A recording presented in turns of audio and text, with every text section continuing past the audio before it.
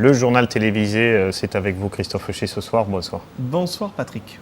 Les titres, pour commencer, le vaccin de la grippe A qui arrive en préfecture, Nîmes Métropole et une séance du conseil communautaire hier soir d'agglomération, et puis la Légion nîmoise qui revient sur l'un de ses soldats décédés il y a quelques jours, c'était en Afghanistan suite à un accident. En effet Patrick, bonsoir à toutes et à tous. Et la première information de ce journal, on vient d'apprendre un feu de voiture au deuxième sous-sol d'un parking situé place Galilée dans le quartier nîmois de Val-de-Gour. Nous vous donnerons plus d'informations sur ce sinistre dans nos éditions de demain mercredi. La Commission européenne a donc donné aujourd'hui son feu vert à la mise en vente en Europe des 2 premiers vaccins contre la grippe H1N1, des vaccins qui seront autorisés dans tous les pays de l'Union européenne ainsi qu'en Islande, au Liechtenstein et en Norvège. Un vaccin qui ne fait pas l'unanimité auprès de tous les professionnels de la santé, avec notamment d'importantes campagnes hostiles sur le net, mais qui a reçu l'aval de l'État, avec la présentation ce matin en préfecture du plan de vaccination qui sera mis en place dans la Gare à partir de la mi-octobre. Les explications d'Alain Monet. Depuis le début septembre, le nombre de consultations pour grippe ne cesse d'augmenter. Arrivé à ce jour, au seuil de pandémie, la préfecture du Gard a reçu des instructions et a mis en place un dispositif de vaccination pour faire face à la grippe H1N1. Nous sommes dans le cadre d'une pandémie mondiale et donc je crois que notre rôle naturellement est de traduire dans le département et dans nos départements la politique de protection des populations lancée par le gouvernement. En termes de fonctionnement même de la campagne de vaccination telle qu'elle s'annonce, elle devrait vraisemblablement démarrer à partir de la mi-octobre. C'est à partir de la mi-octobre que les premières livraisons de vaccins vont arriver. Donc on a une différente catégorie qui commence notamment par les personnels de santé, puisque ce sont les premiers vaccinés en tant que tels, qui seront en contact direct avec les patients et les personnes fragilisées notamment. En fait, les caisses d'assurance maladie vont adresser au domicile des assurés sociaux une lettre leur indiquant le centre de vaccination auquel elles doivent s'adresser, donc qui est le centre à proximité de leur domicile, et leur demandant d'aller se vacciner dans les 10 jours. Le vaccin, a priori, les vaccins anti-grippaux, habituellement, ne sont pas des vaccins qui donnent des effets secondaires majeurs. Ce sont des vaccins qui ne sont pas, qui ne peuvent pas entraîner qui n'entraînent pas habituellement d'effets secondaires chez les immunodéprimés. On vaccine régulièrement nos patients immunodéprimés contre la grippe, on vaccine les personnes âgées contre la grippe, on vaccine de nombreuses personnes contre la grippe, y compris les enfants. Donc c'est pas un vaccin qui est classiquement dangereux. Dès que vous recevrez votre bon de vaccination nominatif, vous avez 10 jours, si vous le désirez, pour vous faire vacciner dans un des 10 centres de la région notifiés sur le bon. Inutile de vous présenter chez votre généraliste ou à l'hôpital, vous ne pourriez être vacciné. Et puis sachez que 10 centres de vaccination ouvriront leurs portes dans le département du Gard. Ils resteront actifs pendant 4 mois. Et puis toujours dans le domaine de la santé, pour la première fois en France, une équipe de chirurgiens ORL du CHU de Nîmes a réalisé une ablation totale de la glande thyroïde avec l'assistance d'un robot chirurgical afin d'améliorer les suites opératoires de cette intervention qui s'est déroulée avec succès vendredi dernier. La patiente quittant l'hôpital dès le lendemain, sans pansement ni suture. Cette technique unique mise au point au CHU de Nîmes a été développée par le docteur Benjamin Lallemand. Nous y reviendrons dans une prochaine édition. Dimanche, la France se réveillait en apprenant la mort d'un 4e soldat français en Afghanistan à la suite d'un accident survenu sur une route entre Kaboul et la base d'opération avancée de Tora. Hier soir, le commandant en second du 2e régiment étranger d'infanterie de Nîmes, le lieutenant-colonel Xavier Calmont, a présenté la victime, un caporal ukrainien âgé de 34 ans. Avant la tenue d'une cérémonie qui devrait se dérouler en fin de semaine, le lieutenant-colonel Calmont a profité de cette rencontre avec la presse pour évoquer le moral des troupes françaises en Afghanistan. Nicolas Pinchino l'a rencontré. En début de semaine, on apprenait le décès d'un militaire nîmois du 2e régiment étranger d'infanterie. 48 heures plus tard, les causes de l'accident ne sont toujours pas déterminées. On sait que le véhicule blindé effectuait une transition entre Kaboul et la base avancée de Tora. Ce dernier a fait plusieurs tonneaux et une chute de 5 mètres de haut. Parmi les 6 hommes à bord, 5 étaient du 2e REI. Pour les blessures des 5 survivants, un seul était grièvement touché mais hors de danger. Quant aux 4 autres, simplement légèrement blessés. Des pertes qui ne sont pas dues à une attaque et pourtant cela fait aussi partie des risques du métier.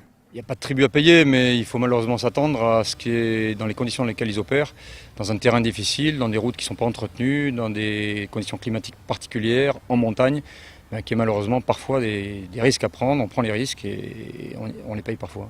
Un accident qui n'aura pas ou peu d'incidents sur le moral des troupes. Une autre compagnie est d'ailleurs déjà prête à partir pour rejoindre le théâtre d'opération afghan. La mission continue, il n'y a pas d'état d'âme particulier, la relève est prête.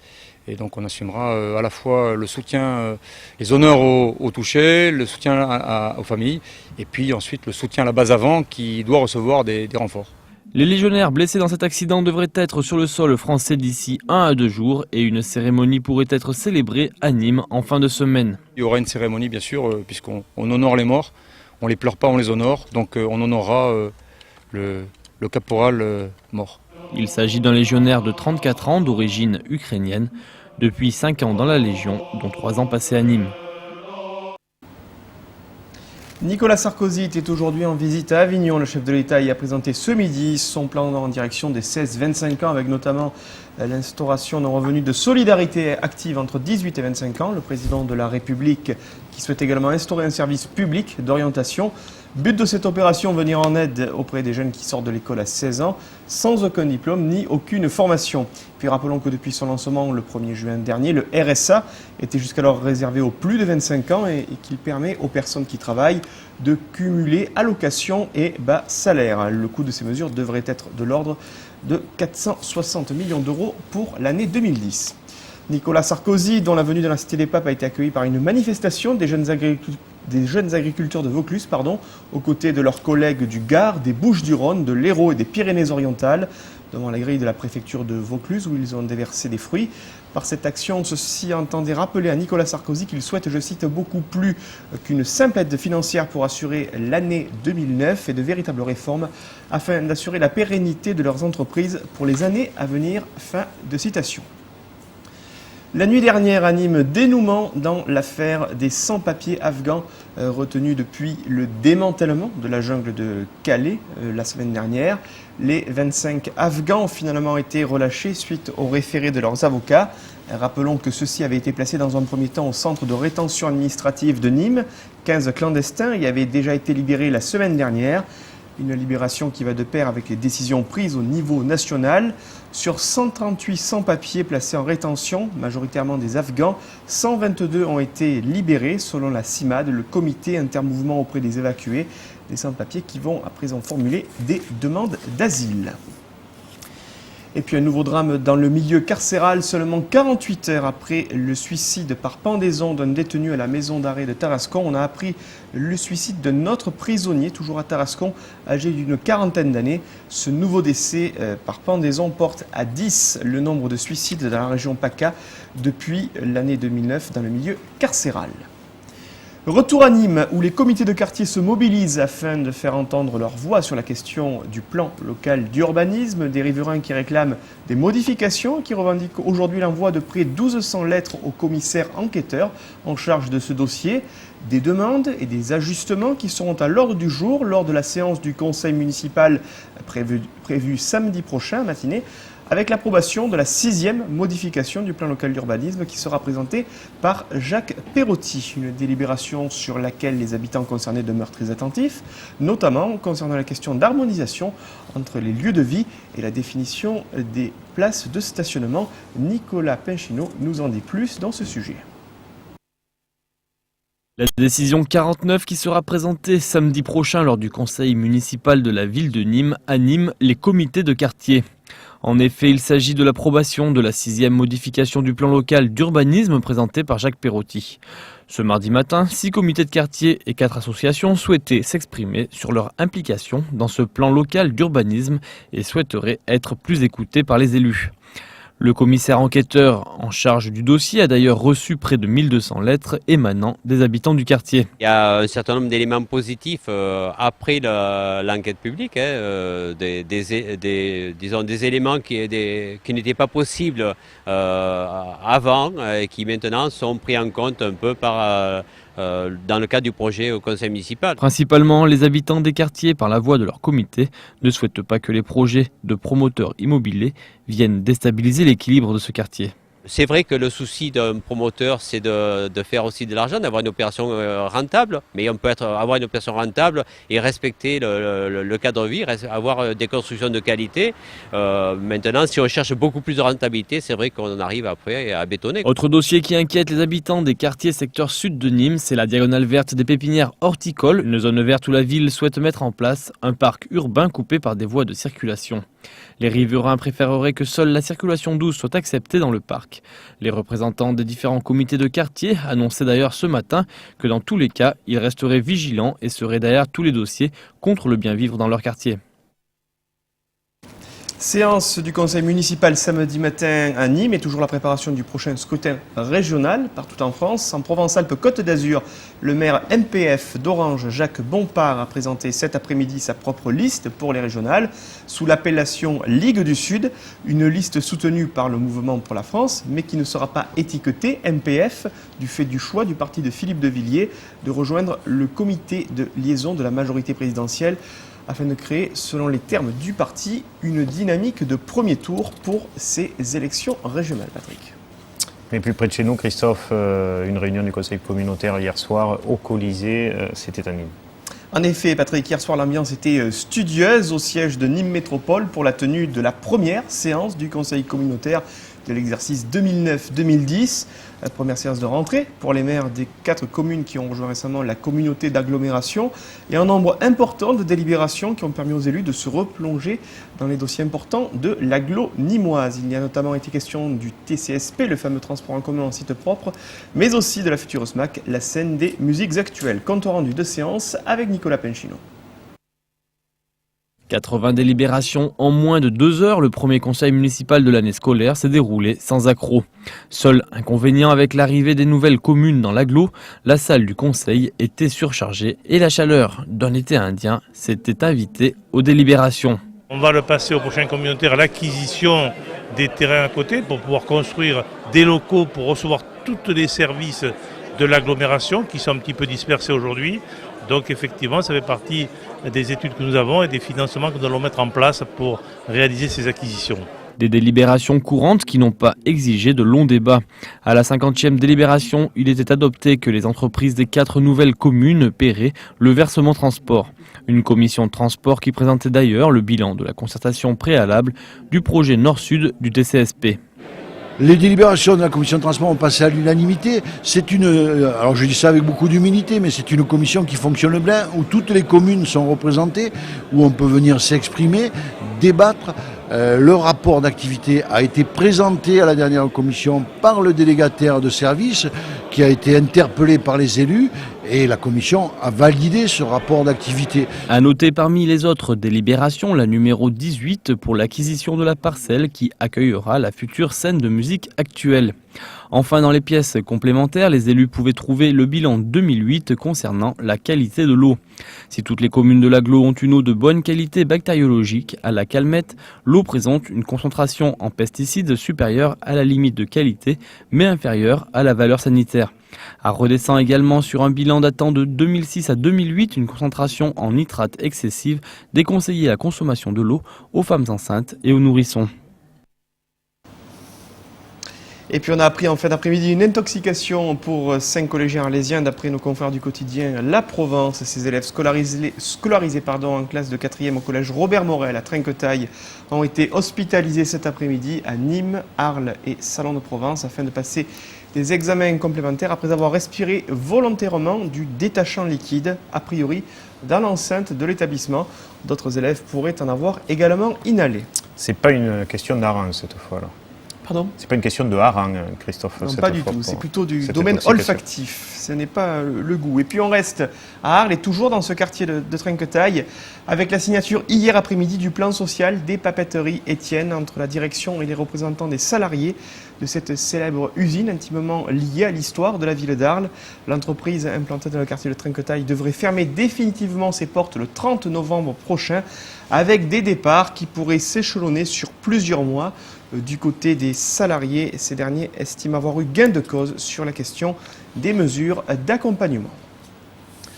3 semaines après la tenue du forum des associations sur l'esplanade Charles de Gaulle, le chemin bas d'Avignon était en fait samedi dernier avec une journée portes ouvertes entièrement dédiée aux acteurs de la vie associative de ce quartier nîmois, qu'elles soient culturelles, sportives ou éducatives. Les associations du quartier ont trouvé pignon sur rue au cœur du centre André Malraux.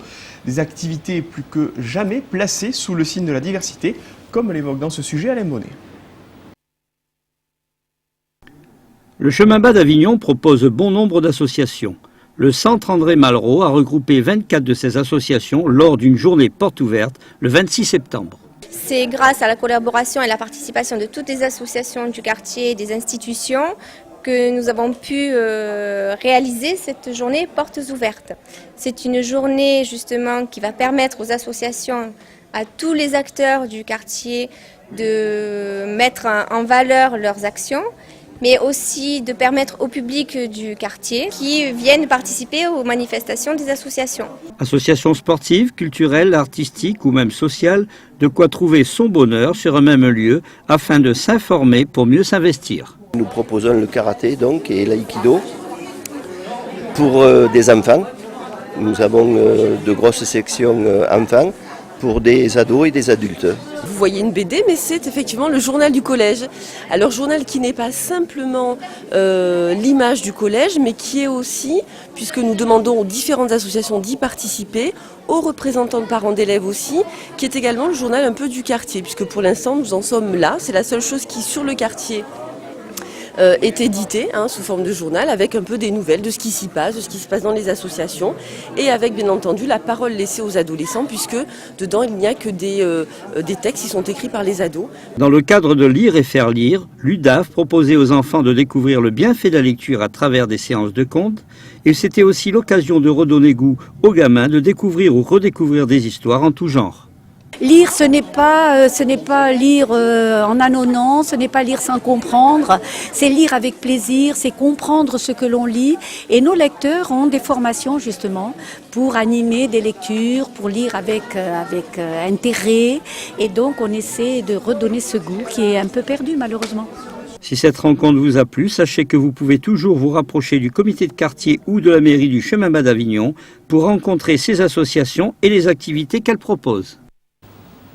Christophe, on en a longuement parlé, dans Noir et Blanc vous en avez parlé aussi, et dans les JT de Télémiroir. Où en est-on de cette histoire de bombe? Pas celle qui pète avant et après les abrivades, mais celle qu'on doit normalement mettre sur la tête maintenant pour tout cavalier. Pour tout cavalier, c'est un sujet qui touche, vous le savez Patrick, notamment le monde de la bouvine, avec un nouveau désaccord entre les députés UMP Bernard Renesse et Jacques Miard concernant la question du port d'un casque obligatoire pour les cavaliers. Dans un communiqué, le député maire de Château-Renard, Bernard Renesse, réitère, je cite, son désaccord sur la proposition du port obligatoire du casque protecteur pour les cavaliers circulant sur la voie publique, dans la mesure où le député Miard souhaite faire dépendre nos traditions à des décisions préfectorales aléatoires. Fin de citation.